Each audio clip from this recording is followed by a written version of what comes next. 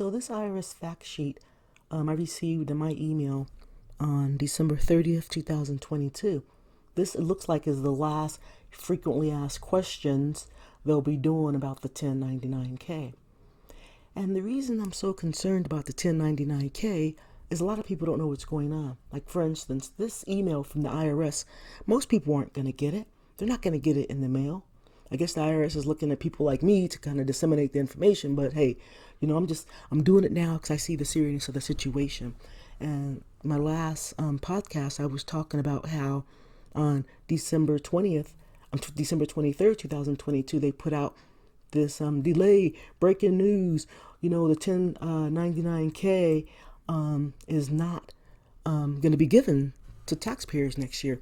But in my mind, since a lot of companies were preparing to give it out, and they can anyway, because it's income that you receive, quote unquote income, so they're not going to trip out if they happen to send it out. So if you get a 1099K, hey, don't be mad that the IRS said they wasn't going to do it, and some companies did. They probably already prepared for it.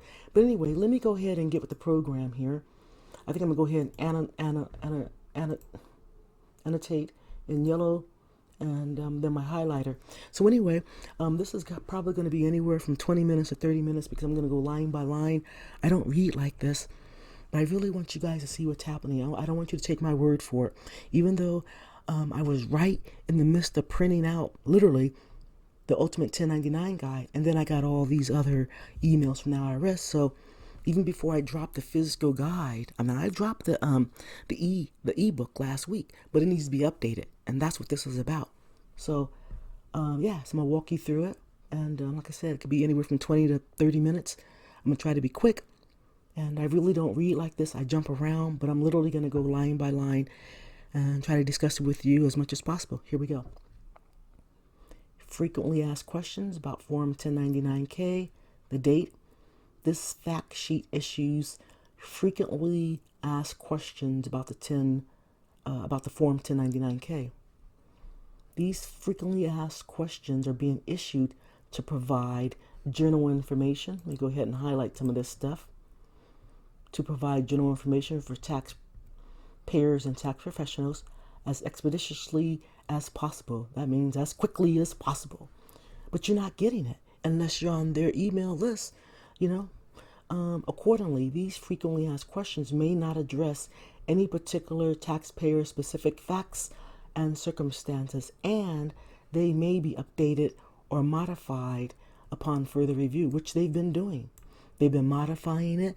I got one on the 23rd. It's different from this one, and we'll keep going. Because these frequently asked questions have not been published in the Internal Revenue Bulletin, they will not be relied on or used by the IRS to resolve a case. Let you know if something does come up, you can't be blaming these frequently asked questions because they haven't even been published on the IRS website or on their bulletin, as they call it. Anyway, they're talking about, these questions will not be relied on or used by the IRS to resolve a case. So if you have any issues and say, hey, once again, the frequently asked question said this, they're like, you know what, don't even rely on it. Similarly, if a frequently asked question turns out to be inaccurate, you know what that means. If it turns out to be an inaccurate statement of the law as applied to a particular taxpayer's case, the law will control the taxpayer's tax liability, letting them know it doesn't matter what you say. The law is what's going to supersede anything. Okay, so anyway, they're saying nonetheless, a taxpayer who reasonably and in good faith relies on these frequently asked questions will not be subject to a penalty. That sounds good. That provides a reasonable cause for standard relief, including a negligence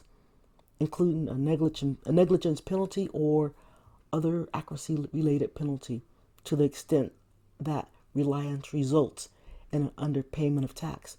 They're saying, well, if you relied on these frequently asked questions and underpaid your taxes, they may have some pity on your soul. Okay, they may give you some relief. Okay, including a negligence penalty, etc. So, you know what? The bottom line is they're buying out saying, hey, don't be trying to, take these frequently asked questions as is the answers anyway, you know. Anyway, any later updates or modifications to these frequently asked questions will be dated to enable taxpayers to confirm the date on which any changes were made. Yeah, they're letting you know, okay, fine. Based on the date, even though this is just December, it doesn't give you the actual date, but I know it's the 30th because that's the email date. They're saying that, they're going to try to, as much as possible, let you know what date the changes were made. Okay, just in case you have to go back and say, hey, on this date you said that. But then they're going to say, hey, on this date thereafter we said this. That's how I'm taking it. Additionally, prior versions of these frequently asked questions will be maintained on IRS.gov to ensure that taxpayers who may relied on a prior version can locate that version if they later need to do so. I know that's what I was saying. I got the first one on 12/23 talking about a delay, and then another one on the 29th, and then another one on the 30th. And so that's what I'm reading here. I'm reading the latest. Now there might be more, but my book will be definitely published because the basic information I have in the book and the basic questions are really laid out in this frequently asked questions. I'm already 6 minutes in, so let me keep going. Okay. Form 1099K, frequently asked questions, the background. Form 1099K, payment card, and third-party transactions is an IRS information return used to report certain payment transactions to improve voluntary tax compliance. Okay. Used to report payment transactions. That means who paid you, how much you got paid, basically, to improve voluntary tax compliance. I thought this was interesting. Voluntary tax compliance, as if we really want to do it. But I guess if we, like I said, do want our roads paid and paved and the infrastructure for our electricity and other utilities and sewerage and all that, I guess we got to pay taxes. So I'm down with the tax man. We got to do what we got to do. But yet they use the word voluntary tax compliance all through this little 13-page frequently asked questions. So anyway, on December 23rd, I already mentioned that the IRS announced that calendar year 2022 will be treated as a transition year for the reduced reporting threshold of more than $600. Because remember, 1099K was about going from a business situation where businesses, were primarily involved to the individual.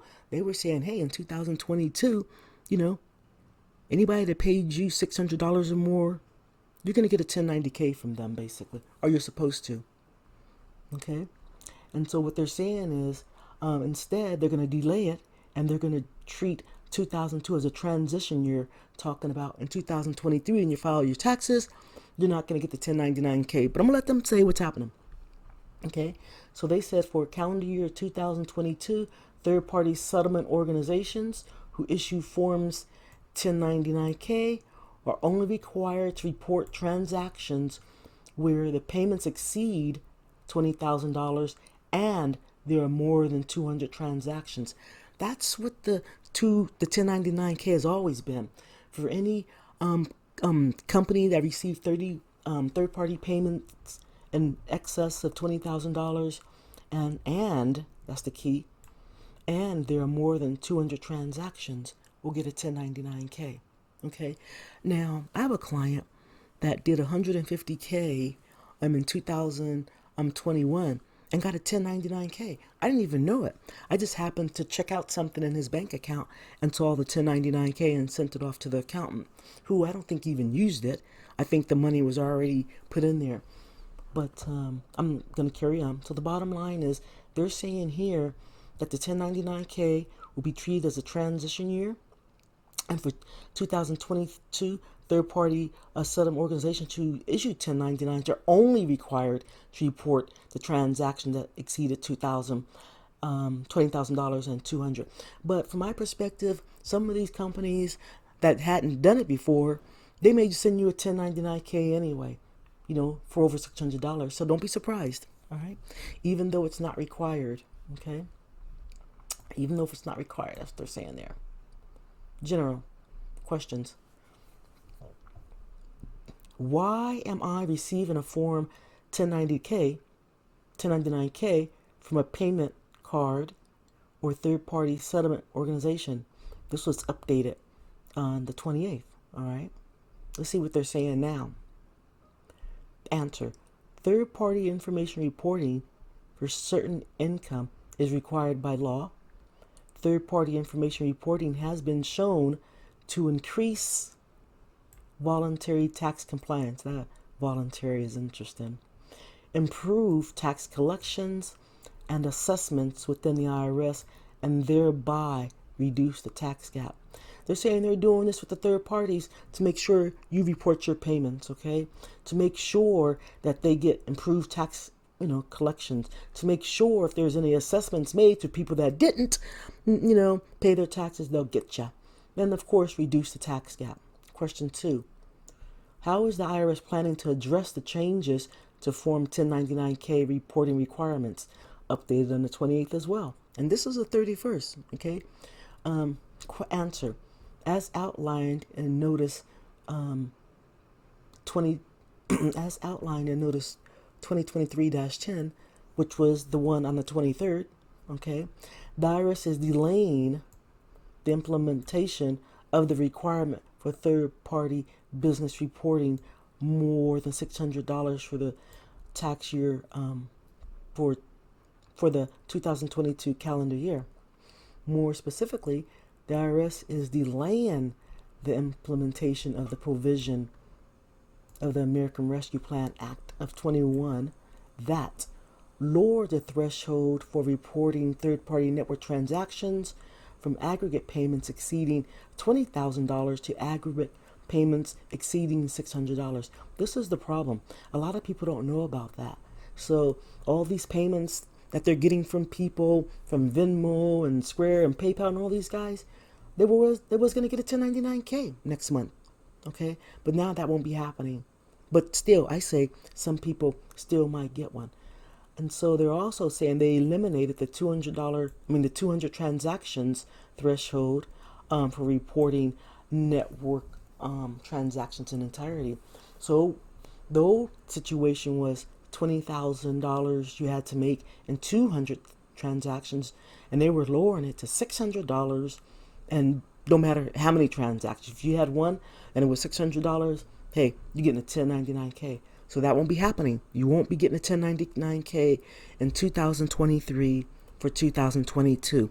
I say that you still might get one. And I'm talking about individuals in particular. Businesses have already been getting one. So they'll most likely still get one. But for sure, they're talking about the individuals in this particular case. 3. Is the gain or loss of the sale of a personal item used to compute my taxable income? Yes, it is, of course. Not the loss, though, but I'll let them talk. I'll let them say it. I'll be cool. Is that reported on a Form 1099-K? Answer. Gain or loss on the sale of a personal item is generally the difference between the amount you pay for the item, the purchase price, and the amount you receive when you sell it, the sales price. Okay? For example, if you bought a refrigerator, and some of their examples they use were just like mine, but anyway, that's another, whatever. My book was printed first and online first, so I don't know if somebody bit me or what. But that's okay. Let me just keep on going, because the IRS is my friend. For example, if you bought a refrigerator for $1,000, the purchase price, and sold it for $600, the sales price, you have a loss of $400. $600 sales price minus $1,000 purchase price equal $400 loss. Okay, fine. On the other hand, if you bought concert tickets for $500, the purchase price, and sold them for $900, the sales price, you have a gain of $400. $900 sales price minus $500 purchase price equal $400 gain. Now, the gain on the sale of that personal item is taxable. They're saying, hey, if you had a $400 profit, that's taxable. So they're saying you must report the transaction gain or sale on this Form 8949, Sales and Other Dispositions of Capital Assets, and Form 1040, Individual Tax Return, Schedule C, Capital Gains and Losses. and Form 1040 U.S. Individual Income Tax Return Schedule D Capital Gains and Losses, and see publication 551 Basis of Asset for guidance in determining your basis. In my opinion, just to get off track just a second here, people aren't going to be doing that. And if they have their tax pro do it, they're going to be charging all these extra forms and all this work. Now, that's just one situation. What if you had 10 situations? Maybe you will go and do the various tax forms or whatever. But in my mind, some people are going to be like, fine, it's $400. I'm in a 20% tax bracket. So $400, I'm just using as the minimum. I got a $400 profit times, let's say 20% tax, whatnot, $80. But that adds up. What it was $4,000 times 20% your regular tax bracket. That's $800. Anyway, it adds up. So let me keep going. The gain on the sale of a personal item might be reported on Form 1099-K.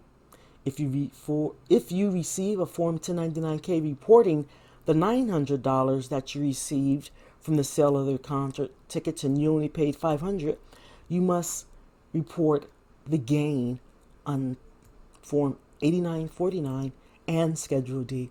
This is going to get ugly. But you know what? It might just be easier just to report the 1099K and other income. And we'll get to that. So I'm telling you, this is going to be hell. And that's why they had to kind of delay it. They're like, damn, first of all, the individual is going to be going through hell. The third party is going to be going through hell. And, the IRS is going to be going through hell. So they said, okay, we're going to go ahead and delay it a year. We're going to get it together. So let me keep going. So that was the gain on the sale of personal item is taxable. And you must report the taxable gain on Form 8949. Okay. Then we have the loss. The loss on the sale of personal item is not deductible. So you can, you can pay taxes on the gain, but, it's not deductible, your loss.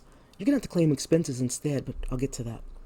For calendar year 2022 tax returns, if you receive a Form 1099-K for the sale of a personal item that resulted in a loss, you should make offsetting entries on Form 1040, U.S. Individual Tax Return, your regular tax return, Schedule A, Additional Income and Adjustments.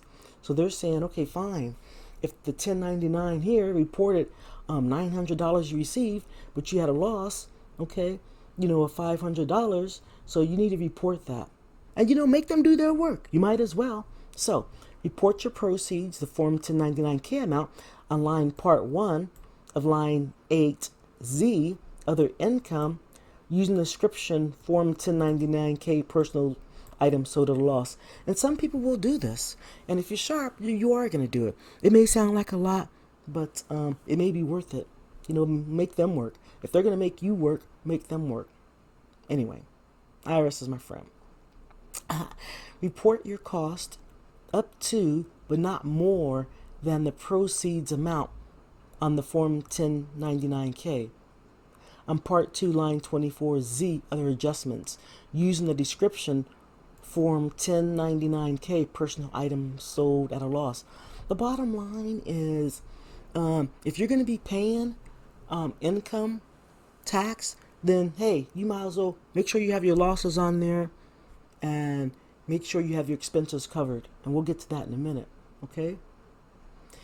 In the example of the refrigerator sales above, if you received the Form 1099-K for $600 for the refrigerator for which you originally paid $1,000, you should report the loss transactions as follow. Otherwise, you're just going to be taxed on the $600. And if you sold a lot of stuff, this could add up. So they're saying if you had a loss, which you did, of $400 because you paid $1,000 initially, it could have been years ago, and then you got $600 for it, and so you have a $400 loss. So what the hell? On Form 1040, Schedule 1, Part 1, Line 8Z, Other Income, list the type of the amount sold at a loss. Show the proceeds from the sale of the 1049-K. So they're saying on this particular tax form, this particular schedule, part one, and it's quite simple. I'm not laying it all out, but I'm just saying, maybe I might insert it here, but they're just saying that this is where you should put the information. Okay, so they're saying two areas. They're saying on the Form 1090K and Form 1040 Schedule 1 Part 2. The other one was Part 1 right here. Okay. Other adjustments. List the type and amount. Form 1099K personal item sold at a loss of $600 to show the amount of the purchase price that offsets the reported proceeds. Do not report the $1,000 you paid for the refrigerator because the loss on the sale of the personal item is not deductible. Right. They're just saying adjustments. Okay. So don't say, oh, I have a loss. It's just an adjustment. Okay. So question 4. How do I account for the fees I paid to an online marketplace, right? Because if you're paying fees of 3%, to PayPal, what about that? I'm selling personal items and, taxed on it. What about the fees related to the sale of my personal items? This was added December 28th because on the 23rd they didn't have it. Answer. You should include all fees, selling fees, payment processing fees, etc. And they add up, okay? Associated with the sale of your personal items in your basis when computing your gain or loss. See publication 551 for additional information. In general, you should adjust your gain or loss on the sale of the property by the amount of expenses and fees paid to facilitate that sale. Okay?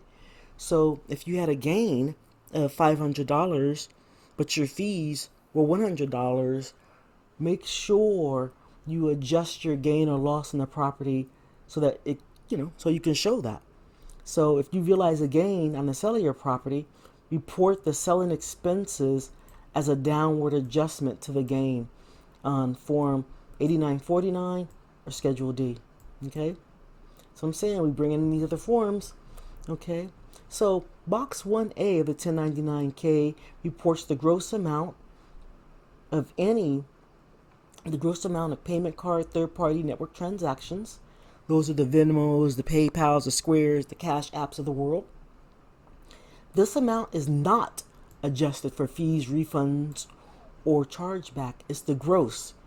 So whatever, for that 500, let's say you use that refrigerator, you bought it for 1,000, you sold it for 600, and you had a loss of 400. It's not going to be recorded in these fees or whatever, or other costs included in the adjusted dollar amount of the payment transaction. If the Form 1099 reports the total unadjusted dollar amount of the payment transactions and you separately paid selling expenses, you may need to make a separate adjustment to the resulting gain or loss. You should maintain and consult your own records to determine these amounts. So they're saying, hey, if you sold something at a loss, or if you sold something but had some fees associated with, which is normally about 3% in some cases, it's up to you, they're saying. It's up to you to maintain, it's up to you to consult your own records on this amount. You can't expect them to do it, okay? And if you don't have a backup, well, let's just keep on going and see what they say about that, okay? Question 5. To make sure that I report properly on the Form 8949, how do I determine if the capital gain on the sale of my personal item is long-term or short-term? It's long-term or short-term. I can just answer that real quick. It's short-term if it's less than a year, long-term if it's over a year. Let's see what they say. Generally, if you hold a personal item for more than a year before you sell it, your capital gain is long-term. If you hold it 1 year or less before you sell it, your capital gain is short-term. What they mean by capital gain, long-term and short-term, the tax rate for capital gains are different. You might have a long-term tax. You might have a capital gain which is long-term. It might have a 0 tax rate. It might have a 15% tax rate, and then your short-term capital gain rates. If it's less than a year, it could be higher. Here, let me just do a little search and let you see what I'm saying about that. Okay. So long-term versus short-term capital, short versus short-term rates, tax rates, because that's what this is about. Okay, let's just see if we can find something. Yeah, here we go. Okay, so the difference between short-term and long-term capital gains lies in the tax rates investors may pay. Short-term capital gains are taxed between 10 and 37%, while long-term capital gains are taxed at 0 to 20%. So hypothetically, if you had, let me see, where's my calculator? Okay. So if you had capital gains of, let's say $400 times, let's say between 0 and 20, let's give it 15%, you're going to pay $60 taxes, But if you had that refrigerator less than a year and you're selling it, and you had a capital gain of, let's say $600 times, it could be from 10 to 37%, let's do 25% in the middle, you're paying $150. So that's the difference between short-term gains are taxed at 10 to 37% and long-term taxed at 0 to 20%. I guess it's going to depend on how much it is. But anyway, let me go back. So that's what they're talking about here. Okay? I know it's a lot. And we're already up to 26 minutes, so obviously this is going to go longer since I'm only on page 3. Question 6. During the tax year, I sold my personal guitar for $800 on a social media platform's marketplace, and I received a Form 1099-K.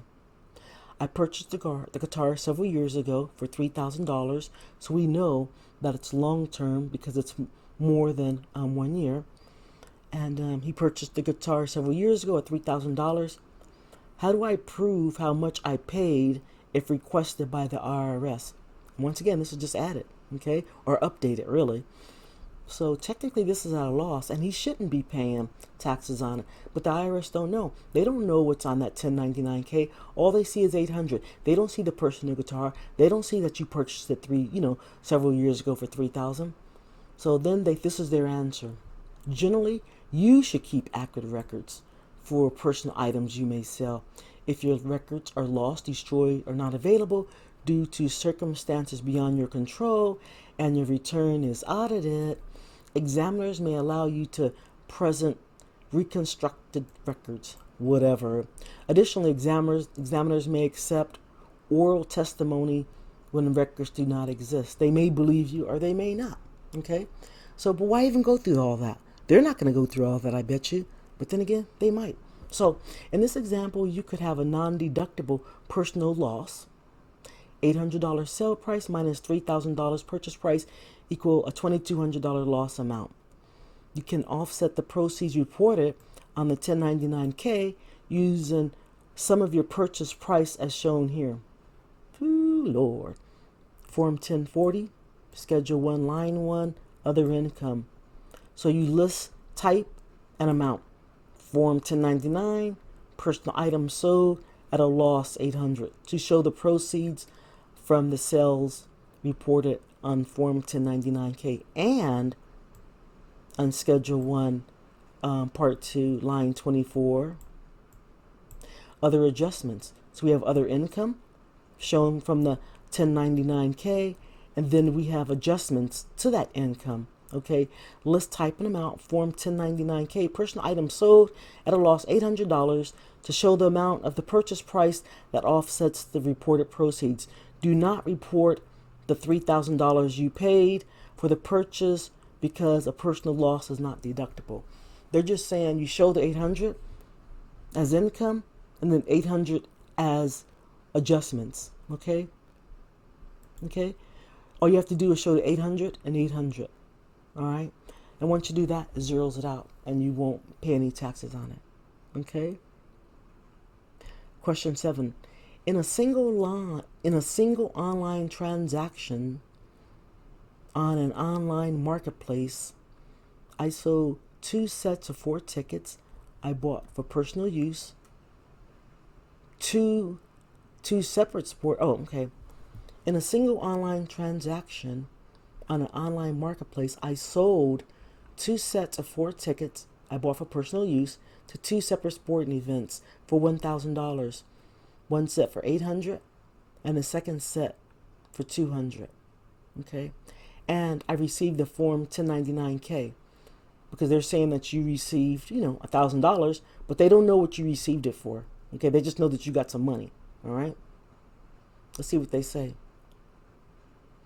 She said, I also purchased each set of tickets for $250, a $500 total, 2 months prior to selling them. That's a short-term gain. How do I report the sale on my tax return? This was also added. A lot of this stuff, I'm telling you, they had it on the previous one, and then they did a lot of updates. I don't expect you to understand all this madness I'm underlining, but I'm just reading it, okay? Answer. You must report the gain and loss separately because the loss on the second set of tickets cannot offset the gain on the first set of tickets. Ooh, boy, this is going to get ugly. You know what I mean? I mean, if you're honest, you'll take the time to do this or have your tax person do it. But I'm telling you, if you did a lot of this, it's going to get crazy because they're going to say, hey, you were in business. If you were making all these sales, you were in business. And if you're in business, you're going to pay taxes. But anyway, let me keep going. So the $550 gain from the sale of one of the tickets, $800 sales price, $250 purchase price, $550 gain, must be reported as short term because it's less than 1 year on Form 8949, which is this right here. So they're giving you a lot of areas to put it. This is almost similar to my little cheat sheet. Okay. All right. All right. So this is where you can put the property, the date acquired, sold, proceeds, costs, etc., etc. So I'm going to go ahead and just leave that open. All right. And then Schedule D, capital gains. They want you to put it in both places. Now these aren't too reporting. I mean, it's not too complicated. You just got to know what you're doing. And they're listing it right here about the K1, the 849. They're listing it, and the K1. Okay. So a combination of these two forms they want you to use. And once again, it's not too bad. And they give you plenty of place to put the information. Okay. So the $50 loss transaction from the other set of tickets, $200 sell price, $250 purchase price, $50 should be reported as follows. Form 1040, Schedule 1. Again, these lines, like I mentioned before, so they're repeating themselves. So the bottom line is they're saying that you are going to report your gains and you're going to report your losses. That's the bottom line to all this. And that's why I might not even go through this entire thing. Right now, I'm already up to 33 minutes, and I'm only on page 4. Okay? So the bottom line is they're saying, hey, again, Part 1, Line 8Z, other income. You're going to list the information showing the $200 from the sale on the 1099K. And then Part 2, you're showing the adjustments, really to zero this out. Okay? Basically to offset the reported proceeds. All right? And if you don't do this and keep the 1099K as it is, then you're going to be taxed and you won't be able to write this other stuff off. I hate to say write it off when you're just making adjustments, really. Okay. Question 8. My friend and I went to a concert, and my friend reimbursed money to me for her concert ticket through an online app. Okay. If I get a Form 1099K for the reimbursements, do I need to pay taxes on it? No, you shouldn't have to, but you might get a 1099K anyway. Again, this was added on the 28th. Answer. Because the money is not a payment for the sale of goods or the provision of services, generally the reimbursement would not be taxable to you. But if you believe the information on the 1049 is incorrect, the form has been issued in error, or if you have a question relating to the form, contact the filer whose name and contact information appears in the left upper hand front of the corner. You may also contact the payment settlement entity.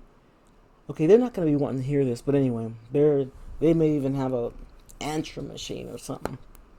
But I don't see them making a lot of changes. They're going to say you need to make that change in your tax return. That's what I'm saying.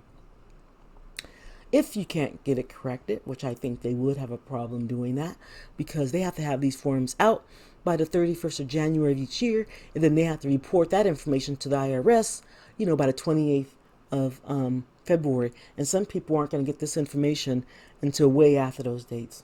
So if you cannot get the form corrected, the IRS should report it. Of course it should be.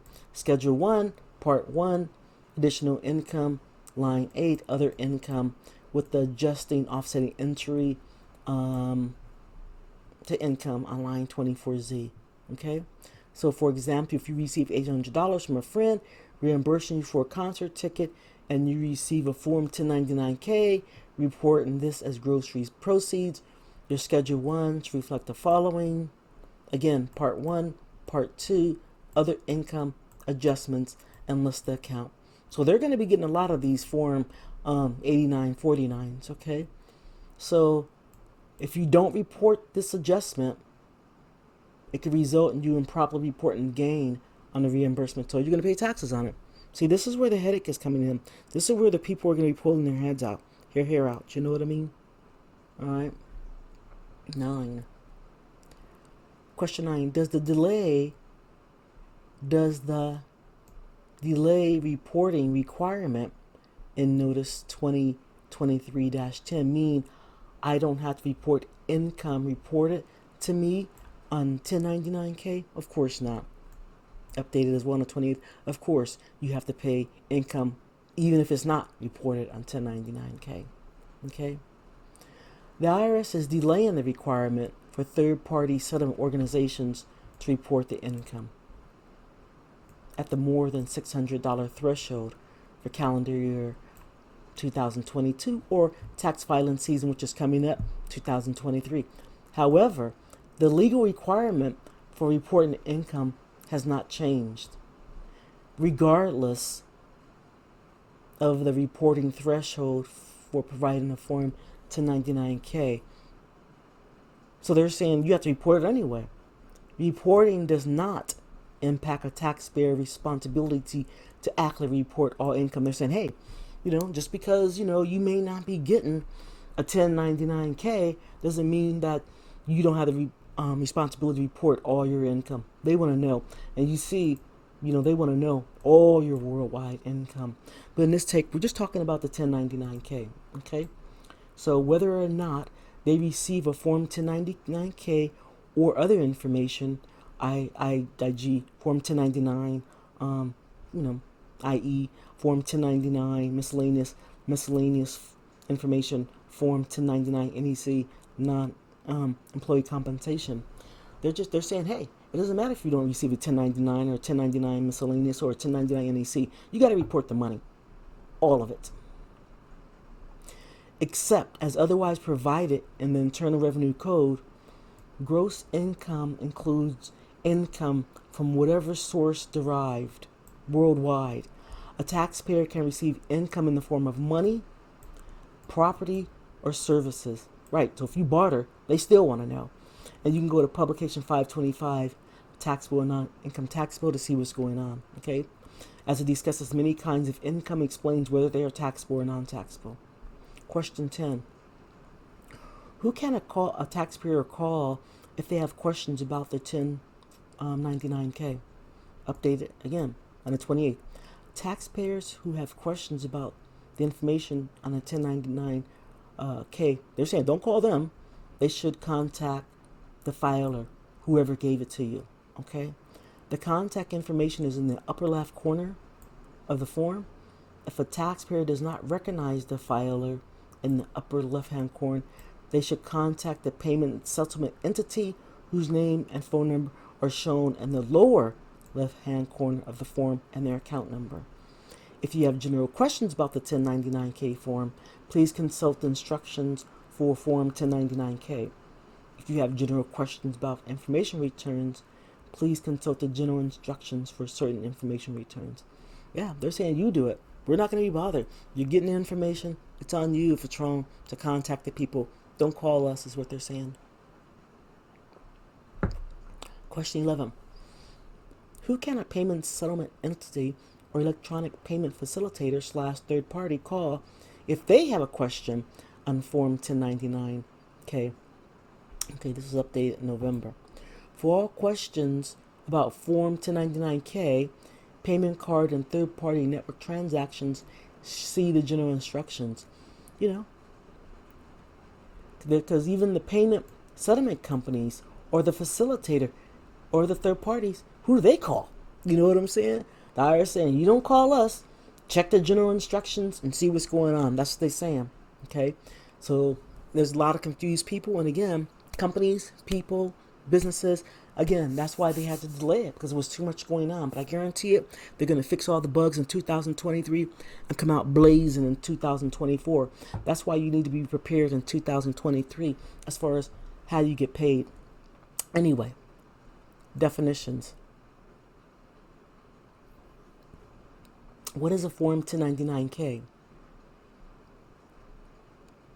Answer. Form 1099-K, payment card and third-party network transactions, is an information return that reports the gross amount of reportable transactions for the calendar year to the IRS. Okay? Understanding your 1099 Form K for 10 more information. Basically, they're the middleman.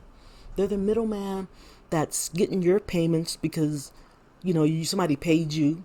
So it's somebody paid you, the middleman, and then you get your payment that goes into your bank. So these middlemen, they're the gatekeepers for the IRS. They're reporting to the IRS how much money you received. And normally, like I said, people didn't have to do this, okay? And in 2023, everybody was going to fill it. But they waived it for 2023, or should I say they delayed it for 2023. But again, like I say, doesn't mean that you're not going to get a 1099-K. Download my cheat sheet. I'm going to put the link in there so that, you'll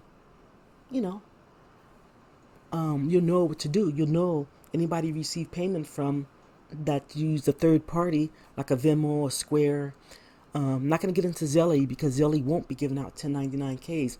But that doesn't mean that the IRS won't know about your income coming in 2024. But that's another story. But for now, Zelle will not be giving out 1099-Ks. That will be changing. So don't think you can hide behind Zelle to receive your payments. But more on that later. Okay. So they're saying, what is a form? It's an information return, or really a form that these third-party and payment card processors reports to the IRS. Okay. And when they start reporting and you don't report it, you're going to get a notice in the mail, probably saying that you owe some taxes, penalties, and other little fees. Okay. What qualifies as a payment card? This was updated a few days ago. Again, this was not in the original December 23rd update. So, the term payment card includes credit cards. I'm going to stop right here for a second with credit cards because I don't want people to get crazy. Because if I paid somebody with a credit card, that must means they have a merchant account. That must means they're a business. The average individual cannot take a credit card. I can't take a credit card from you because there's no third party. There has to be a third party involved for me to take a credit card from you if you're an individual. I'm an individual, you're an individual. How am I going to take your credit card? That's why these third party payment companies came into play, like Venmo and PayPal and those guys. So they're the middleman, right? So when they say credit cards, from my perspective, they're talking about me paying you if you're a business, and then the merchant account, because usually the middleman is the merchant account, and businesses know this. So it's me, the individual. I want to pay you, the company, but I want to use my credit card. So I can use my credit card and you, the business, will take it, but the merchant is keeping track, and that's where the business will get a 1099-K for sure. So when I see this credit card, this doesn't necessarily apply to individuals unless they have a merchant account.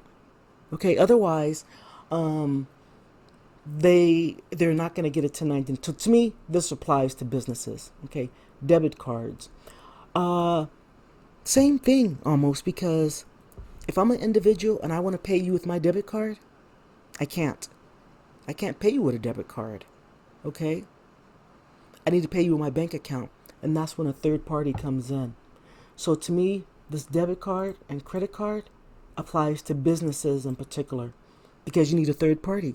Like I said, you can't pay me with a debit card. What? You can give me your debit card? Here, hand it to me. I have to process it some kind of way. Okay, so I'm a business, I can use my merchant account. And if I'm not a business, I can use a third party like Cash App, Venmo, PayPal, Square, and those guys, etc. Okay? And they're talking about stored value cards, including gift cards. Now, the thing is, if I buy a gift card and give it to you, okay, that's a payment. They're expecting you to make a payment on that. As far as I'm concerned, gift cards, they really don't know. They don't know. I can buy a gift card from a store for $200 and then give it to you.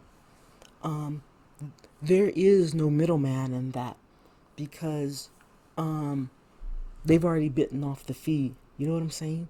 So if I go to the store and buy a $200 gift card, okay, you activate it, because you have to activate it. But people put in bogus information.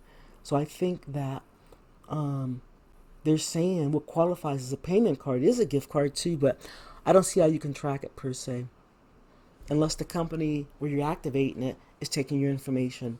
But that seems highly unlikely. So I'm going to just hold off on this in particular and say that if you gave a gift card, you're not going to see that on a 1099K.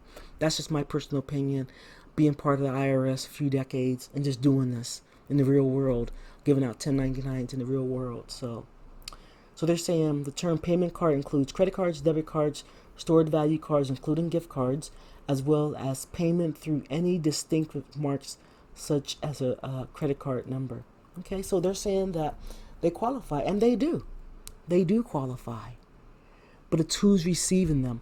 Again, from my perspective, if you're paying with a credit card or a debit card, you're usually paying a business. Because even if you're using like a Venmo or a PayPal or Square, those guys, you have to use your bank account. You can't use a debit card. They won't allow you.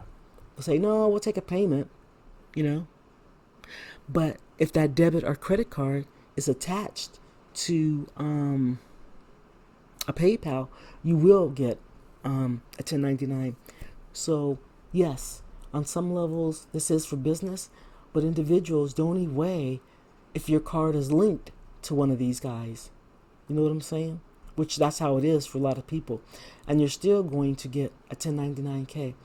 So yes, I guess if you did use your credit card or debit card, okay, and you paid somebody, first of all, you're not going to get it. They're going to get it. Okay, so let's be clear about this.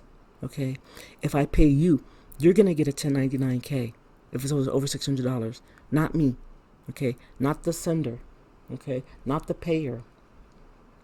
A payment card is issued according to an agreement that provides all of the following: one or more issuers of the cards, a network of persons unrelated to each other and to the issuer who agree to accept the card as payment, and standard and mechanisms for settling the transactions between the merchant, like I said, acquiring entities, and the person to accept the card as payment. Okay, this isn't really clear, but all I'm saying is,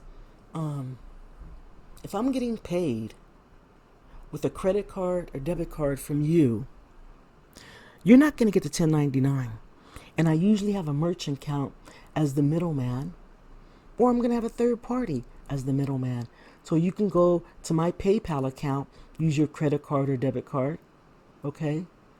And then I'm going to go ahead and get a 1099 from them. But if I have a merchant account that I'm using to take the debit and credit cards, the merchant account will keep track.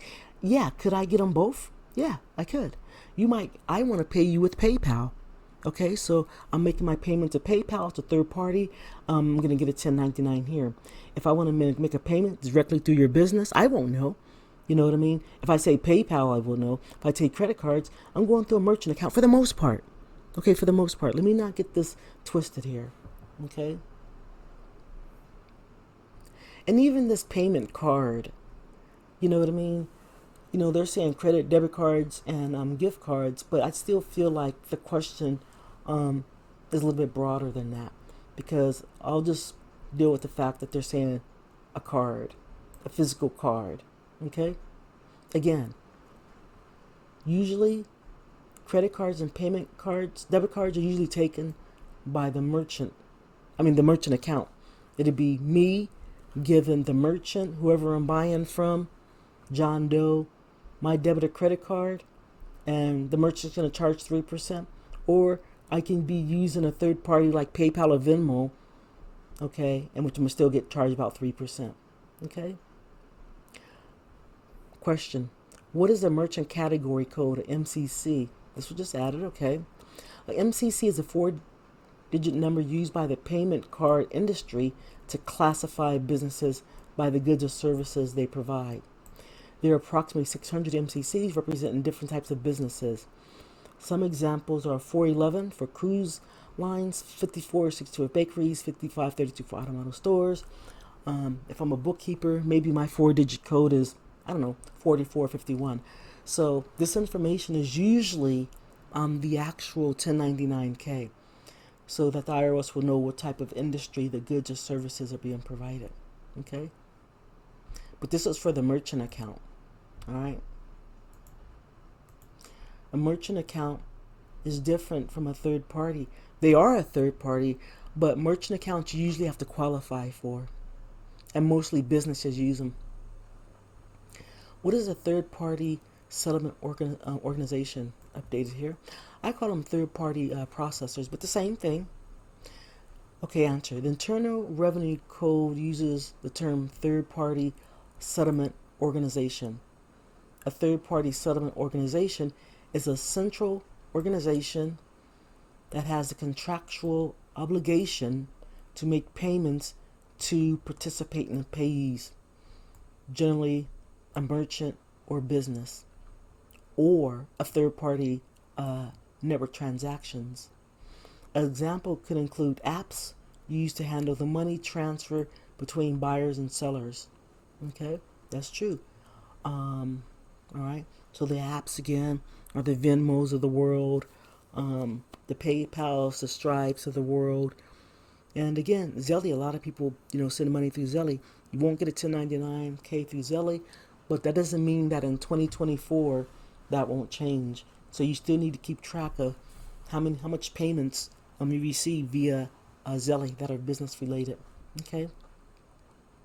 What are the characteristics of a third-party payment network? Updated as well. Characteristics of a third-party payment network include the existence of a central organization with whom a substantial number of provider and goods and services who are unrelated to the central organization have established accounts. Okay. An agreement between the central organization and the providers to settle transactions between the providers and purchasers, the buyers and sellers. Okay. The characteristics: the establishment of standards and mechanisms for settling such transactions, and the guarantee of payment and settlement of such transactions. So they're saying, what is the characteristics of a third-party payment? Well, it should be a central organization or a middleman who's unrelated to the central organization. Okay, the provider of the goods and services have nothing to do. If I provide goods and services, I have an account, but I'm not no member of the organization. The organization between the providers to settle the transactions means that the middleman, if I'm selling something to you and PayPal is the middleman and receives the money from me and then forwards it to you less the fee or with the fee, whatever, they're saying they have to guarantee that. Okay. I'll give you their example.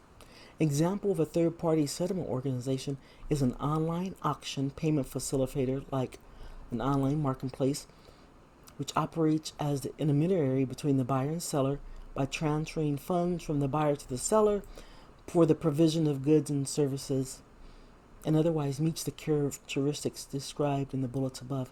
Basically, they're the middleman that can receive payment from you to give it to me. Under the reporting requirements, These third-party settlement organizations must report the gross reportable transactions of the participating employee payee to which they make payments, provided the employees under the reporting requirements. These third-party settlement organizations must report the gross reportable transactions of the participating employee. That means me. If I got paid for someone and it was through a third party, they have to report it. Okay, to which they make payments, provided the payee has gross reportable transactions of $600 or more, regardless of the transactions. But okay, again, the whole situation has been waived. The reporting requirements for the third parties that must report the transactions over $600 has been delayed for 2023. So you're not going to get a 1099K for 2022. So this information will definitely be going into effect in 2024. So that's why you need to make sure how you get paid if it's more than $600. And you might want to just use one third party versus like several. And if you do use several, keep track. And that's where the cheat sheet comes in, so you can keep track.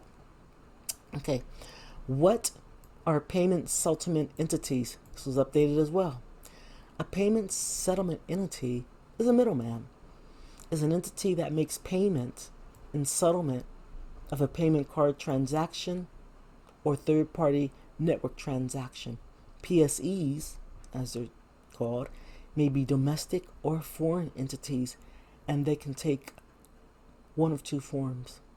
Merchants, this is for the businesses, a bank or other organization that has contractual obligation to make payment to participating payees in settlement of credit card transactions, usually a merchant account. And then third-party settlement organization, the central organization that has a contractual obligation to make payment to participating payees of a third-party network. So again, to me, on the business side, they have a merchant account. They don't. They'll use a third party. And the third party is for the individual, although the individual will most likely not have a merchant account because they're not a business, allegedly. Okay? And if they do have a merchant account, then they'll get a 1099K. So let's not make it complicated. Merchant account is if you have a business and you set it up with your bank or other organization, and third party is for individuals. Okay? Primarily. Question: does an automated clearinghouse qualify as a third-party settlement organization? No. Automated clearinghouse process electronic payments between buyer and sellers through wire transfers, electronic checks, and direct deposits. So this is interesting because if it's a clearinghouse like an ACH, your bank, electronic checks, wire deposits, you won't get a 1099K because they're just a clearinghouse. They're almost like Zelly, just a pass through. So right now, if you receive cash, literally greenbacks, or a check for your services, you really won't get a 1099K, but that doesn't mean you won't get a 1099 miscellaneous or 1099 NEC, depending on who you're getting paid from. Okay, so further, there is no contractual relationship between the automated clearinghouse and payees. Right, there's no relationship with me and your bank, you know what I mean, other than me just getting paid. Thus, an automatic clearinghouse does not qualify as a third-party settlement organization, and payment made through its network are not reportable under IRC 6050W. Well, for now anyway, so that's okay. I can see that coming in the future. And what that means is, the banks telling the IRS, how much money went through your account, how much deposits went to your account. So if 50K went through and IRS see you reported 30, they're like, hey, the bank said 50 went to your account. What happens to the other 20? We're not there yet, but I definitely see that future. Excuse me. We're on page 6 and we're an hour in. What is a merchant acquiring entity? Okay. Often called an acquiring or merchant bank. A merchant acquiring entity is the bank or other organization that has the contractual obligation to make payment to participating payees in settlement of payment card transactions. Merchant acquiring entities are responsible for reportable card transactions. And so what that means is if I have a company and I have a merchant account, which is linked to my bank, which is definitely a process and definitely you have to sign off, I'm making an agreement, okay, to make the payments. So if somebody uses their credit card and they want to pay for my services, my chiropractic services, and I'm using my merchant account, because why use PayPal? Unless the person wants to use PayPal, but I'm using my merchant account. Boom, just give me your credit card over the phone.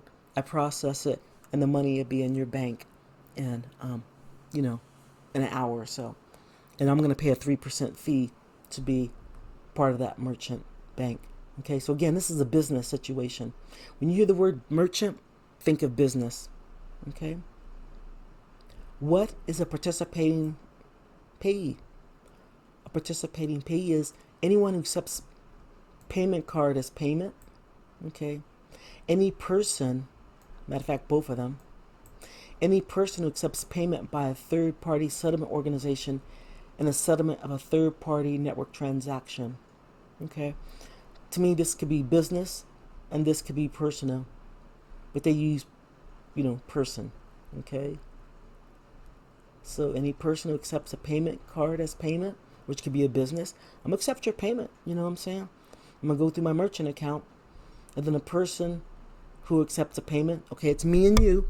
I got PayPal, you got PayPal, or whatever.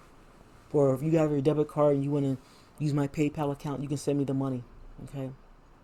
So I'll accept payment by a third-party settlement, a middleman. Okay? Who's going to deduct 3% from me for that payment. What constitutes the gross amount of reportable transactions? The gross amount means the total dollar amount of the total reportable payment transactions for each participating payee without regard to any adjustments for credits, cash equivalents, discounts, fees, refunded amounts, or any other amounts. The dollar amount of each transaction is determined on the date. So, if I, on Saturday, January 1st, I receive, $200 from you, but I know I had fees associated with it, I had $20 worth of fees, so it really should be 180. Forget all that. They just want to know the gross amount that I received. They don't know about any expenses or fees and all that, okay? And that's what they're talking about here. They don't know about all that. All they know is the gross amount, okay? And you have to deal with the fees later, like I was telling you on Form 8949, okay? So that's what they're talking about, the gross. So if I got paid $200 from you, then that's what I'm going to receive, unless I'm paying a fee of some sort. Okay, question. Do healthcare networks fit the definition of a third-party settlement organization? Probably not. Health carriers operating a healthcare network do not fit the definition of a third-party settlement organization because they do not operate a third-party network that enables purchasers to transfer funds to providers of goods and services. Rather, they just accept payments. The health carriers accept payments in the form of premiums from buyers or employers or persons covered under the carrier's plan to give those buyers access to a network of healthcare providers. Separately, health carriers then pay compensation to the medical professionals within networks pursuant to predetermined rates. Accordingly, healthcare networks are not third-party organizations. So if you did get some type of payment or refund or something from your healthcare provider, that's not going to be on a 1099-K, which makes sense. Do accounts payable departments fit the description of a third-party settlement organization? No. In-house accounts payable departments do not fit third-party settlement organizations because they are internal processor payments. They're not a third party. Okay? So if I have a business and I have an accounting department or a bookkeeper, and then the accounts payable is sending payments you know, it's internal. It's not a third party. So if I'm sending payments to a vendor, you know what I mean? Yeah, it's you're not gonna get a 1099K. I might. I mean, well, I can't say it. Not 1099K, but a 1099 miscellaneous or 1099 NEC. Either way, I'm not gonna open up this can of worms. The bottom line is I have a business and I have an in-house accounting department that's receiving payments or sending out payments. They just don't fit the definition of a third-party settlement. So let's not make it complicated. Accounts payable departments do not fit. Okay, so this is individuals we're getting at right here, and this is important. Okay, matter of fact, that they do businesses. Let me see here. Definitions. Gotcha. Okay. So now we're to the individuals. Okay. What do I do with the information on Form 1099K?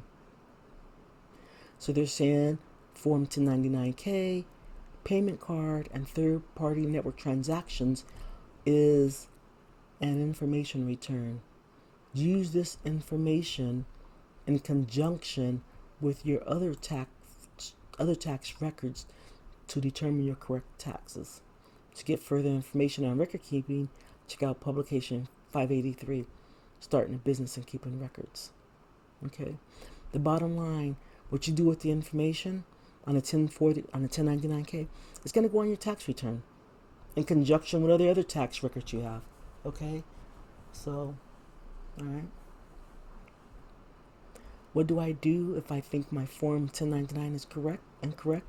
If you believe the information on Form 1099 payment card and third-party network transactions is incorrect, the form has been issued in error, or you have been questioning, or you have a question relating to the form, contact the filer whose name and contact information appears in the left-hand corner of the form. You may also contact the payment settlement entity whose name and phone number are shown in the lower left side of the form. If you cannot get the form corrected, the error should be reported on Form 1040, Schedule 1, Additional Income and Adjustments, as mentioned above. Okay, Part 1, Additional Income, okay, Other Income, and then offsetting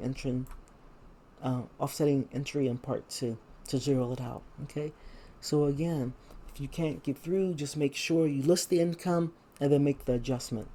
Okay, list the income if you got it, but then if you know you have an adjustment to it, then list it.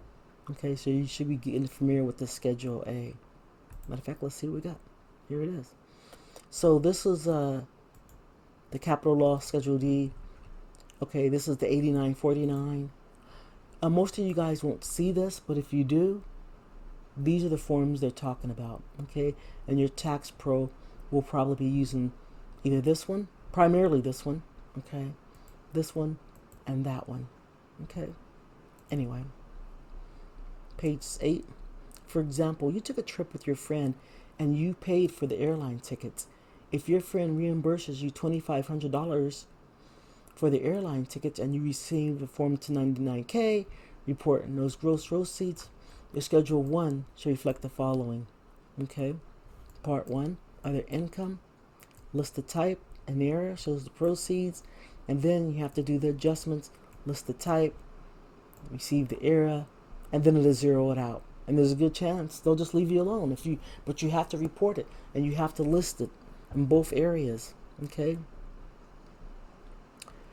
3, if I use the payment card or pay through a third-party settlement organization for a purchase, will I receive a Form 1099K? No, because it's for a purchase. They might, depending on, what's happening, but you won't. So the answer is no. Individuals and businesses should not receive a 1099K for making a purchase. So if you pay for something, you're not going to get a 1099K. The person receiving the payment is most likely going to be receiving a 1099K.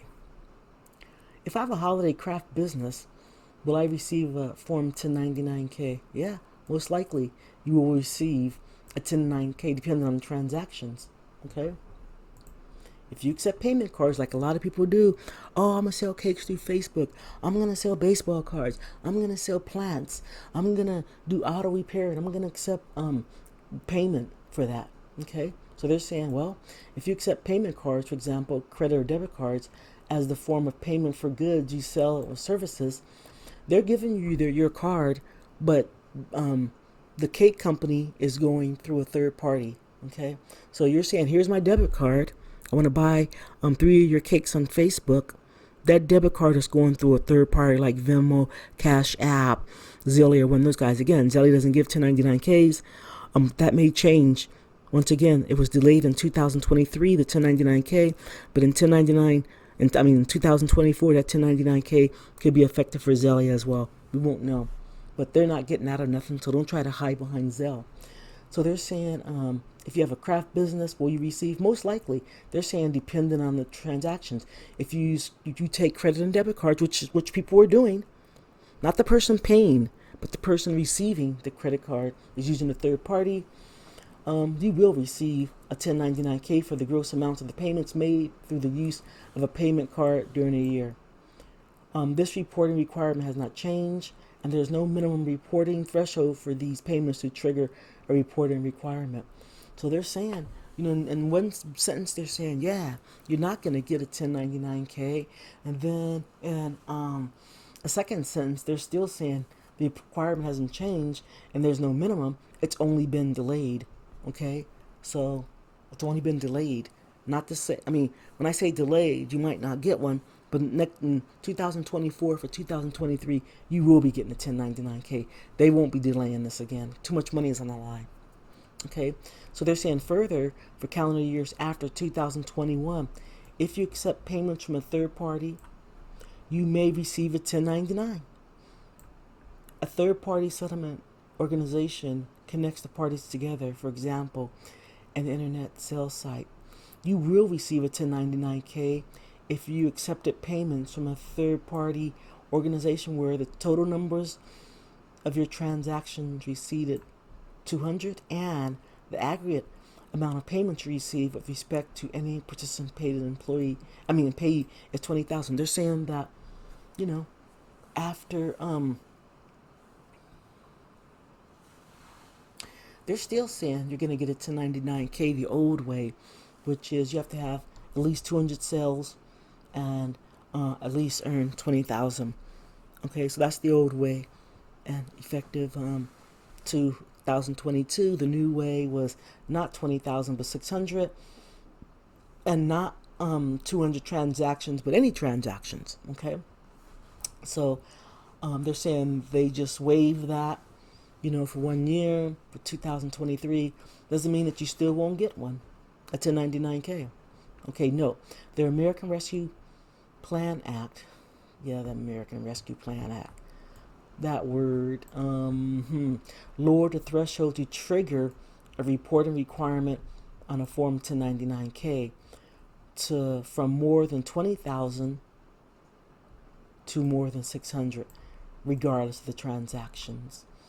The IRS issued notice 2023, which temporary delays the enforcement of the lower reporting requirement. However, you may receive a 1099K in error at the lower threshold. This is what I'm telling people, despite the notice. Even though they did delay it for 1 year, you still could get a 1099K. So that's why I'm telling people, use a cheat sheet. Make sure you list what happened in 2022. Do another cheat sheet so that you'll be ready in 2023. So now I've gone into an hour and about 14 minutes. Let me get this done. Question. Own a small business and have a not-for-profit hobby. I own a small business and have a not-for-profit hobby. I do not accept payments card for either, but I do use a third party to make purchases. So they're saying the purchases, no, you probably won't. If you own a small business and have a not-for-profit hobby, and you do not accept payment cards for either, but use a credit card and third party to make purchases, will you receive a 1099K? No, because you made a purchase. Okay. Now, if you was making money with that hobby or somebody paid you, and people could have paid you cash, you're still supposed to report it. But in reference to 1099K, you will not. You will not receive the form 1099K for your purchases. That's the key for your purchases. All right. Reporting. So we had definitions, individuals, and now reporting. Okay. What requires payment card and third-party network reporting? IRC 6050W returns relating to payment made and settlement of payment card and third-party network transactions. Requires payment settlement entities, merchant acquiring entities, and third-party settlement organizations to report payment card and third-party network transactions. What requires payment card and third-party network and reporting? This doc requires payment settlement entities, which includes merchant acquiring entities and third parties, to report payment card and third-party network transactions. They're saying what requires it, and they're saying, hey, you need to look at this. Okay, you need to look at this form in which they break down all the various whatnots here, the various how can I say subparts, subchapters of each one. Okay, so they're saying, hey, if you have any questions, you can check out. They linked it to Bloomberg. IRS directly linked it to Bloomberg. Okay, so that's where you can find your information. Okay, and of course, these tax you can also just search each one individual if you want, but this is giving you the information. Okay. How do I report Form 1099K on my tax form? Information on your Form 1099K may be used to compute your gross receipts or sales. You should follow the return instructions in the form you are completing to report your gross receipts or sale. For the most part, it's going to be under other income. I don't think that the tax form 1040 will be ready next year for 2022 and 23 to import to 1099. So it's going to be on other income. Okay. How are reportable transactions reported to the IRS? Gross payment card and third-party network transactions amount are reported to the IRS on the Form 1099K, payment card, and third-party transactions. How is it reportable to the IRS? Via the Form 1099K. Okay, that's the problem. Not problem, because IRS just wants to get their money, man. That's it. When are Form 1099Ks due? Form 1099K information is required to be filled out with the IRS by February 28th of the following year, the transactions, if filed on paper. If filed electronically, it is required to be filed the last day of March of the following year. Okay, so it's March. Okay, gotcha. So, these third parties, they have to have it to you, and then I don't know if they're going to get it to you mail. They're going to put it in the dashboard in your account. So if you have a PayPal, you might have to look at the dashboard and the account, see if you have a 1099K, if you have Venmo, if you use Square, if you use Stripe for those guys. You might want to check your account dashboard, see if you have a 1099K. I doubt these people will be sending it, but they might. Okay, and so as far as from a business perspective, the third parties have to have them filed, if filed by paper, which they won't, of course, by February 28th, and then if filed electronically by March 31st. Okay, so basically, they're given the third parties till March 31st, to file the 1099K.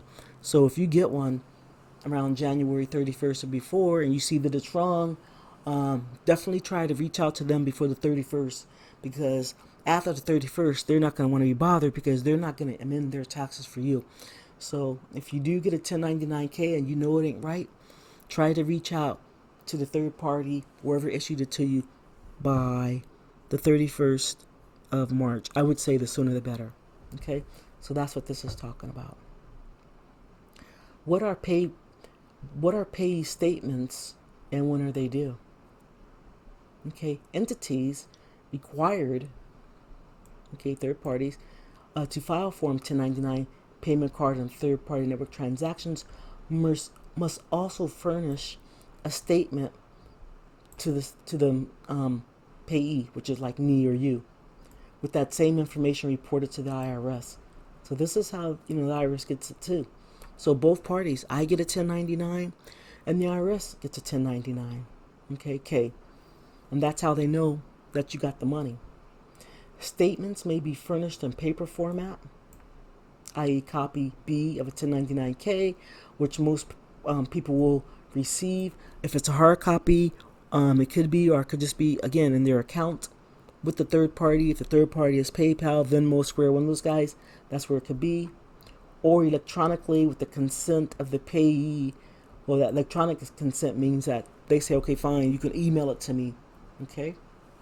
The statements must be furnished to the payee by January 31st of the following year. That's what I'm saying. So for 2022, if you don't have a 1099-K by the 31st, the odds are you won't get one. But look at the cheat sheet so you can look at some of the places that you might have been a third party to see if you're going to get one. Even though it's been delayed a year, you can still get one. So the bottom line is these entities need to get to you your 1099-K by January 31st of the following year. So by January 2023, you should have all your 1099-Ks. Okay? So don't go rushing filing your taxes, because if you do get a 1099 filed on you, it's going to screw up your tax game. If you had a refund coming, that could change. They could recalculate and send you something else. Okay? So be aware of that. Don't rush to do your taxes. Even though you can rush and go in on the first week or second week, it's okay. Whoever's filing them is not going to be able to e-file, I'm pretty sure, until probably the 1st of February. They haven't given us the dates yet, but I'm sure. So don't be rushing. Okay, we're an hour and 21 minutes in. We're on page 9. I'm going to try to do it in an hour and a half. I'm going to keep going. What information must the payment settlement entity report on 1099-K? The gross amount of reportable payment transactions by month and the calendar year are required to be reported for each participating payee. The name, address, and taxpayer identification number, which is social security number, or even a business EIN. Okay, number of each participating must be also reported. Okay, if they don't have it, they can't give you one, but either they're requesting it now or they already got it from you when you created your account. And if you lie, this is my little 2 cents, to the third party, let's say you don't provide it, they still can report you to the IRS, okay? And they may stop doing business with you. They may shut down your account. PayPal is good for that. I mean, I'm just saying. Question, do payment and settlement entities adjust the gross amount to account for fees, refunds, blah, blah, blah? No. Okay, let me read that instead of saying blah, blah, blah. Do payment settlement entities adjust the gross amount to account for fees, refunds, chargebacks, or other costs and refunded amounts? No. The gross amount is the total, unadjusted dollar amount of the payment transactions for a participating payee. It is not adjusted to account for any fees, refunds, or any other amounts. Okay, so like I said, if you got your fees and stuff, you have to make sure that you put an adjustment on one of the forms that I mentioned already. Why do merchant acquiring entities report the gross amount of the transactions instead of the net amount without the fees? That is true. Well, you get a fee, so when you're doing your bookkeeping for the year for your taxes, okay, you're going to see the fees on the statements, so you can get that information from there, okay? And so their answer is IRC 6050WA, subchapter 2, whatever, requires entities to report the gross amounts. They don't even get into it. They're just saying that the question is why, and they're just saying, hey, this particular law subchapter requires it. That's what they're just saying, okay? So even the merchant, they're going to get a 1099-K with the total amount, the gross amount, and then all the fees Though they can look at the last year-to-date statement that will show the fees, and so those will be tax deductible. Okay, so the next area we got here is filing Form 1099-K. Can Forms 1099-K be filed electronically? Of course, that's how they primarily want them refiled, you know. Forms 1099-K can be electronically filed through the filing information return electronically system. Any person that files 250 or more Form 1099-Ks must file electronically. The IRS encourages filers who have less than 250 information returns filed electronically as well. They just want to know how much money you made, man. They want to know what's happening. So they're making it easier for these 1099-Ks to be filed. And like I said, again, since it was delayed 1 year, doesn't mean you're not going to get one. Okay? For more information, review publication 1220, specifications for filing forms 1097, 98, 99, 39, etc., etc. Okay? If you're considering filing on paper, review general instructions for certain information returns. It's best if you can just to electronically file it. And 1099s, the average company won't be doing it because the third parties will be doing it. Okay, so they don't really have to worry about it. Can payee statements be furnished to participating plays electronically? Yeah, the 1099 you can definitely get electronically and most likely will. With the participating payee's prior consent, payee statements may be provided electronically. This consent must be made electronically in a way that shows the recipient can access the statement in electronic form, which it will be furnished. Okay, so then they're talking about this particular document if you want to see more. For instructions for receiving consent from participating payees, if a payee statement is furnished electronically, an email address for the payment settlement entity may be provided in lieu of a phone number. See, the thing is, a lot of these companies have been sending the privacy changes and all these changes, right? And I've been noticing on them a lot, updates to their privacy policies. And I can only imagine that some of those updates will include notification that, hey, within this update, you are consenting to let us electronically, blah, blah, blah, send you the information.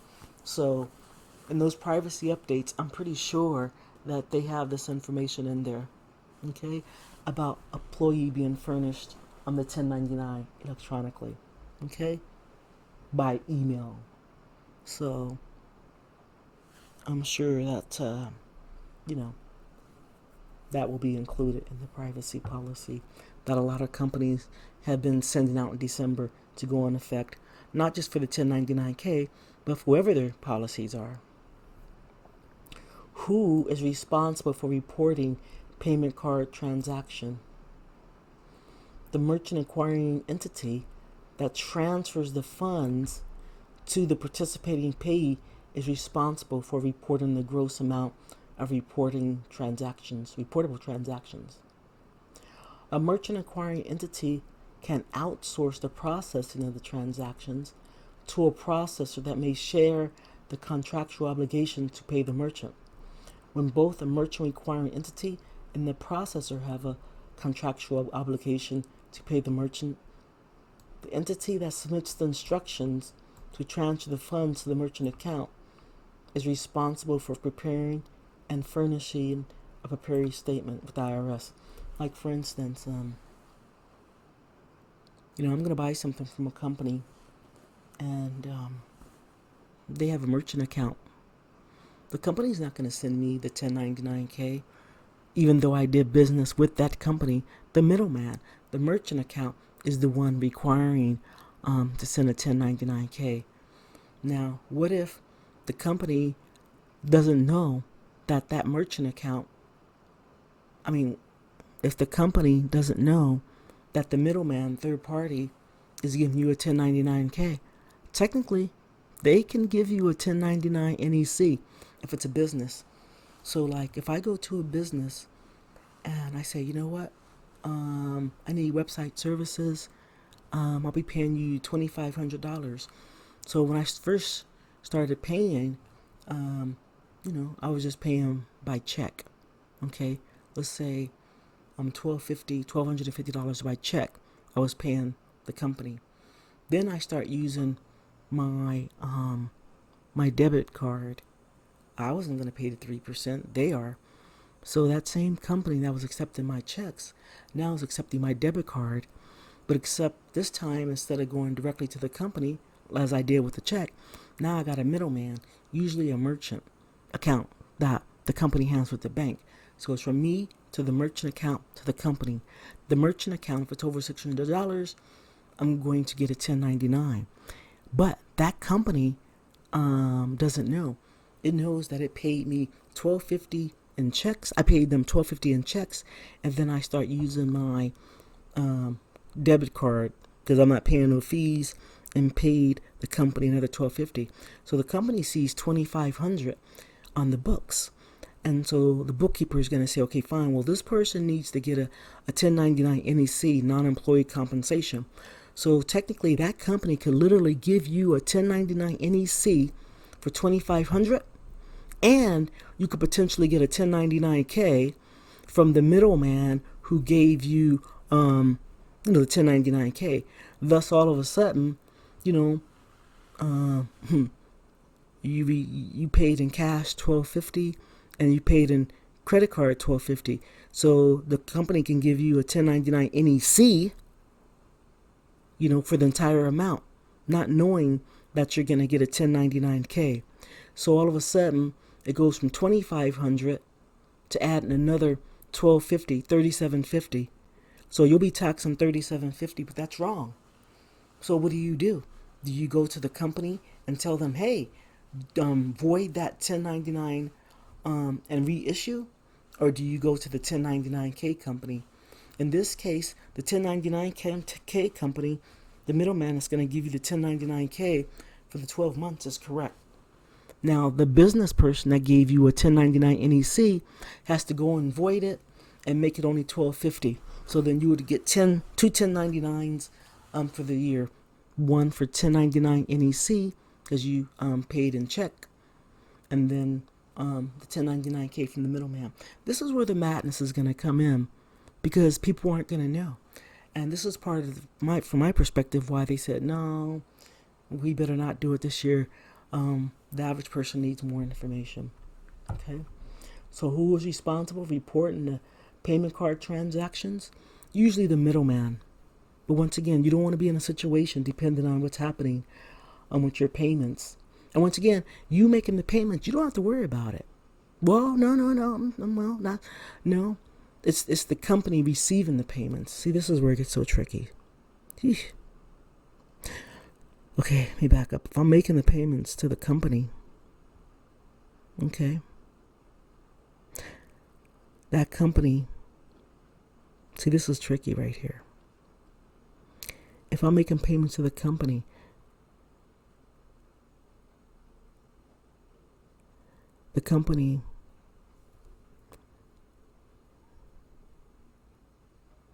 think, wait. Because there's two situations happening. If I'm making payments to the company, and I have part in check and part in 1099K, my company, if it's another company, not an individual, I'm supposed to give them, a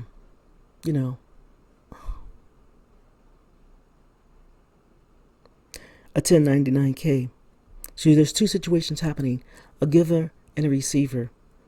The person receiving the payments is going to get a 1099. But also, the person that's given the 1099s could also be given them. So this is where it's going to be a headache, okay?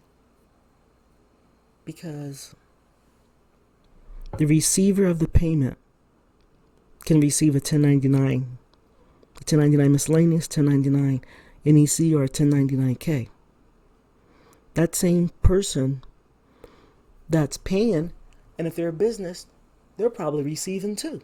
So they're going to get a 1099K from someone. Maybe not from the same company unless they're doing business both ways. So it is possible to give and receive a 1099, okay, when they're talking about who's responsible, all right?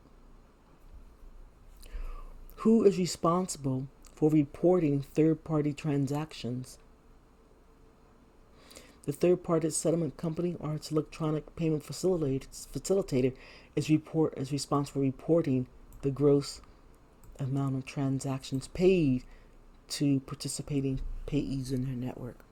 Okay, so again, this goes two ways. Is there a de minimis exception?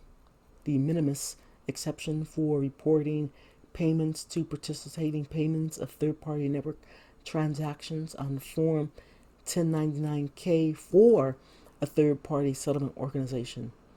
De minimis, I don't know. Yes, there is a de minimis exception from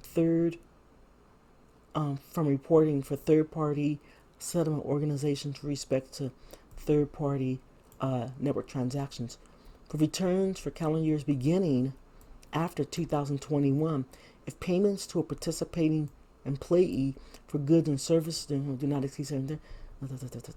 Okay, so the only exception for not getting a 1099-K is if you don't exceed $600 in payment, in which there's no filing requirement.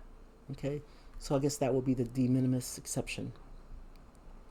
Note, for calendar years beginning prior to 2022, if payment to a participating payee exceeded $20,000 during a year, and the total number of transactions or sales exceeds 200, there is a filing requirement for that payee. If either or both of the limitations are met, then there is no reporting requirement with respect to that participating payee. If either or both, so they're saying either you earn $20,000, let's say if you earn $18,000, but you only have 201 transactions, you're gonna get a 1099-K. But if the transactions, let's say 195, and it's 19,000, you probably won't. But this is prior to 2022. For 2022, all this went out the window, but they extended it one more year. Okay, if there is a de minimis exception for reporting forms 1099-K, is there? It's the same thing. Oh, the exception for participating third parties, that's the $600. Okay, even though prior to 2022, this is what it was. So now they're saying, is there a de minimis exception for reporting on forms? Okay, no, there is no de minimis exception. All payment cards must be reported. Okay, on 1099-K. Okay, I'm almost wrapping this up. It's an hour 38. Looks like it's going to be hitting about 2 hours. Are sales paid for by stored value cards or gift cards reportable payment transactions? I guess it would depend. Reportable, it depends. Sales paid for by stored value cards, gift cards are reportable if the card is accepted by a network of persons unrelated to the issuer and each other. Not reportable when the card is only accepted as payment by the issuer who's related to the issuer, etc. Under these circumstances, store value card is not for the description. In the end, no. Okay, and if you want to see more, check out this link right here. All right. I'm going to actually put the PDF with this as well. Okay. But yeah, don't make it complicated. The bottom line is no for the gift cards. Because if I get a gift card, I'm going directly to the store. And if I have to activate it online, I'm probably not going to be giving up personal information. So they just want to know what the card number is and activate it. So that's why I say no to gift cards. How is reporting conducted when multiple payees receive allocable revenue from a person to whom payments are made by a payment settlement entity. The most common example of the situation is when a franchisor processes all the merchant card transactions of multiple franchises and distributes payments accordingly. For example, when a corporation receives payments from a bank on behalf of multiple payees, the corporation is treated as a participating payee with respect to the bank and as a payment settlement entity with respect to the payees to whom the corporation distributes the payment. The bank is required to report the gross amount of reportable transactions settled through the corporation. In turn, the corporation is required to report the allocable transactions of the payees to whom the corporation distributes the payments.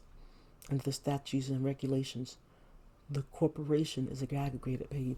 Okay, so what this means to me is that, especially from a business standpoint, like I mentioned before, if I'm a corporation and I receive payments and I went through my merchant account, I'm not going to get a 1099 from that merchant account for all the various people that paid me. It's only going to be one 1099K with all the transactions from all the people that gave me American Express and Visa and their debit card over the course of the year. Okay, I'll get a 1099K directly from the bank, which is, using the merchant account basically. However, I'm a corporation and I took payments via PayPal instead of using a merchant account. Either way, I'm going to pay 3%. When I get the 1099 from PayPal, again, it's going to be all the people all grouped together in one lump sum. Okay, so as a corporation, I received a 1099K for 100,000, but on my books it shows 10 people paid me. When I get that 1099, it's not going to show all 10. Okay, it's going to show them all grouped together, and that's where the bookkeeping comes in, and that's where you better know what's going on. Okay. Can the entity responsible for filing Form 1099K contract with a third party to prepare and file these forms? That's interesting. So now they have third parties doing it who will have your information. But anyway, yes. However, the entity responsible for filing, i.e., the entity that submits the instructions to fire the funds, to transfer the funds, is liable for any applicable penalties. So if they're late, so they're talking about, you can read the information here, you can read the information here, if the reporting requirements are not met. Okay. In addition, the name, address, and taxpayer identification number of the entity responsible must be reported on Form 10 okay. So the bottom line is, that third party could actually contract with another third party. However, the original entity is still liable for any penalty. So if that third party is late, or if they didn't meet certain conditions, the original entity that hired out the third party, is still liable. Okay. How can payee tax identification numbers be verified? Verification of the TINs is done through the taxpayer matching program. For further information, blah, blah, blah, blah, blah. Usually, when you put in a social security number, the system can tell if it's fake or not. As far as, they might not know it's yours, but I think that's where the matching system comes in. So if you're an electronic filer, you automatically have access to that system. So if I try to say my corporation ID number is 5555555, I could get an email saying, hey, we find that information invalid and we need another number. I'm just saying. So it's just verified through the matching program. And you can go here for more information. Whose merchant card payments must be reported? That's like if you have a business and you're using a merchant account, like I was saying before, to accept your credit card. You have to go through a process, and believe me, they have all your information because it has to be approved by the bank. Anyway, merchants acquiring entities must report the gross amount of reportable payment transactions of any participating payee for whom they settle the payment card transactions. A payment card transaction is any transaction in which a payment card or an indicia, therefore, such as credit card payment is accepted. The bottom line is when you're using a merchant account, to accept payments, they definitely will issue you a 1099.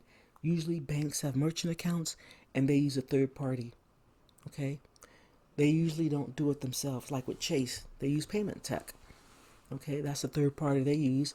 And so the company might get a 1099 on behalf of Chase, but also the Payment Tech information will be on there as well. Whose third-party network transactions must be reported?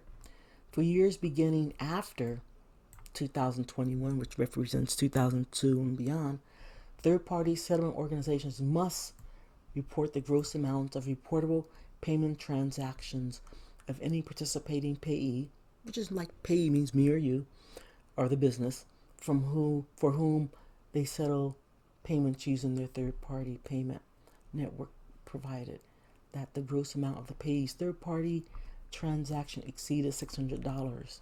Again, they're letting us know that prior to 2020 through 2023, third-party settlement organizations reporting gross amount, reported transactions, whom they settle using that was the whole $20,000 and or 600 or 200 transactions.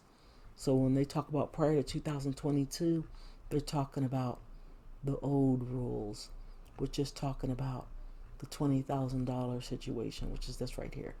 These are the old rules. And even though the 1099 was delayed for 2023, they're going back to the old rules and they're not doing the 600, although you still could get a 1099K is what I say. Okay, so we're wrapping it up here. Page 12 out of 13.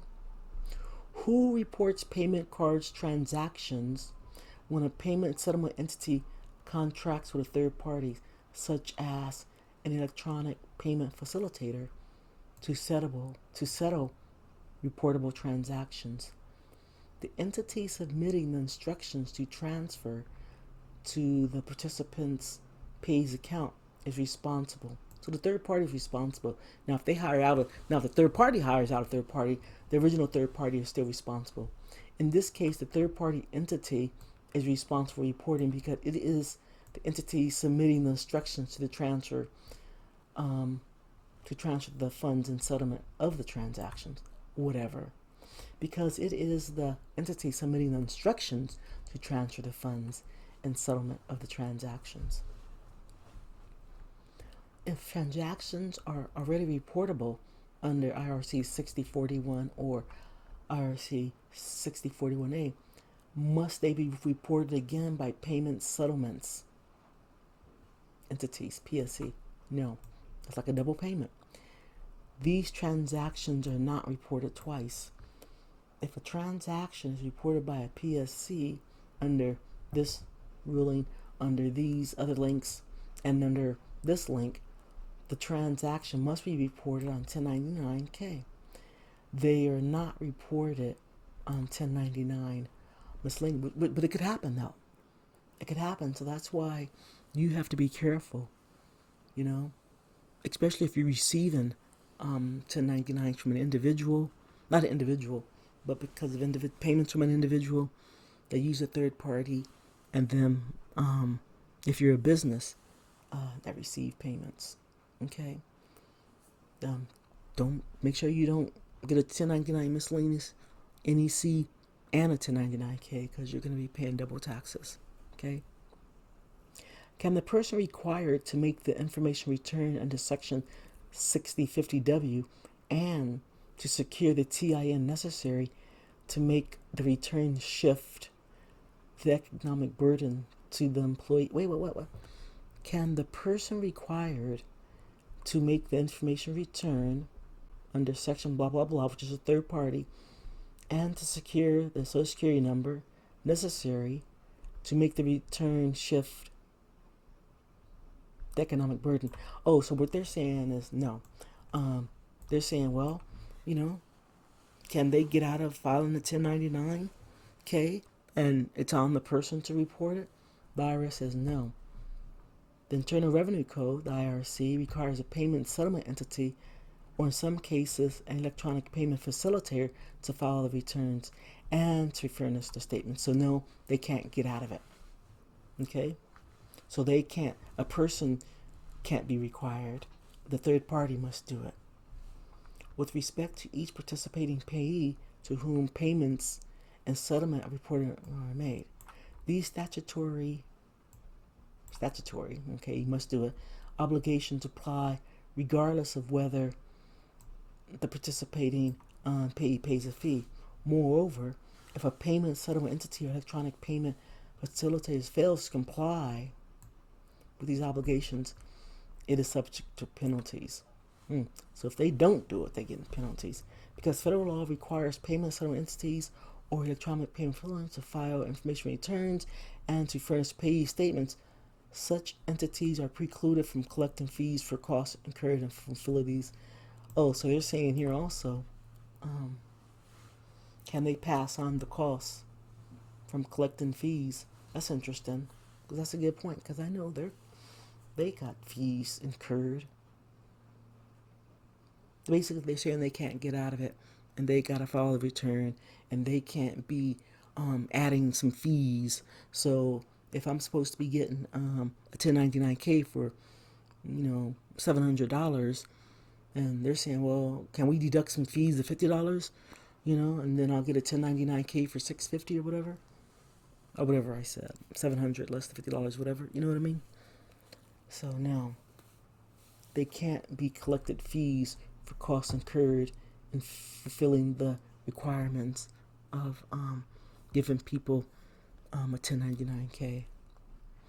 How should a merchant acquiring entity report transactions if a payee has receipts classified under more than one merchant code? That's interesting.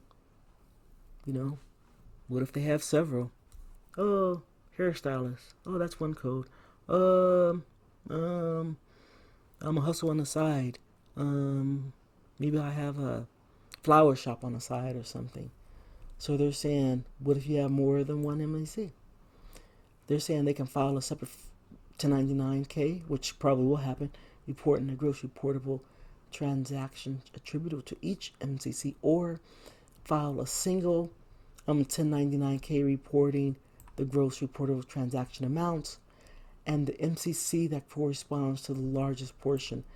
So if I have 3 MCCs or 3 different type of business codes, one made $1, one made $2, and one made $3, representing, more than that, obviously, then the one with the largest can get the 1099 only instead of filing separate. So there is a slight choice. Additionally, if a merchant acquiring entity or its processor employs an industry classification system other than or in addition to MCCs, the merchant acquiring entity should assign to each payee an MCC that most closely responds to the description of the business. So if the merchant itself has their own little classification number, they have to match it as close as possible to the MCC, okay? The merchant category code. So if you're a baker, it could be one code. If you're a mechanic, it could be another code. If you're a consultant, it could be another code. Okay, so we're at 155 into this, and we're on the last page. Does a third-party settlement organization have to report merchant category codes? No. So they're saying they don't have to, but if they have it, they'll take it. No. Third-party settlement organizations do not use codes to classify payees. I see. For the payees. Therefore, they do not complete box 2. Okay.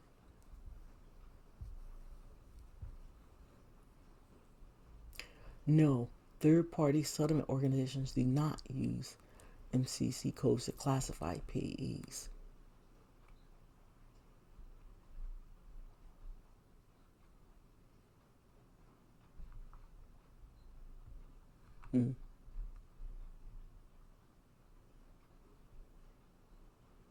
This is interesting. Third-party settlement organizations do not use. So they don't use box 2. Okay, so maybe box 1 and box 2. It just depends. Okay. So I'm not going to worry about it. Because if I get a 1099 and there's no merchant code, no problem. IRS don't care. They just want the taxable income amount from my perspective. Question 18. If another code provision already requires backup withholding of a reportable transaction, does the backup withholding provision under IRC 6050 still apply?